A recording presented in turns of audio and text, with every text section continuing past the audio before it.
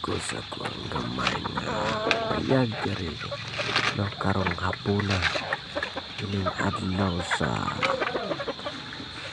Biyernes fix na 30 ining bulan sa Enero no Enero 2026 no. So karon magpakaon po ko sa kuang gamay nga nagtagapita ni ako ang gamay nga payag no. So mo rin ni ako ang ginabuhat buntag muto og hapon no. So buntag og hapon na gid ako ang tirada ini kay say muto di na malugaran og ari-ari kay bitaw busy na ta sa to ubang lihokon mo nang mamuntura ato ang mabuntag og hapon na ang hatag ni pasaw nila no.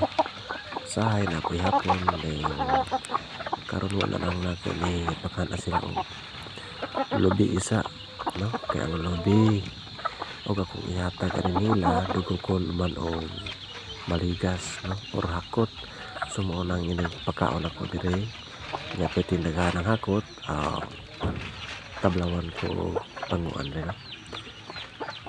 Pang asa ko ang katiilan kay kaning pagpangagat ining hakot perti kasakita mo ni maligas nga perti kagagmay pero ang kagat nila mulupig pay dagko nga sapat no nga maligas nang wala sa ako magatag kanila o binuak ka lubi so murasan ako ang gihatag kanila kaning pasaw nga statics no? So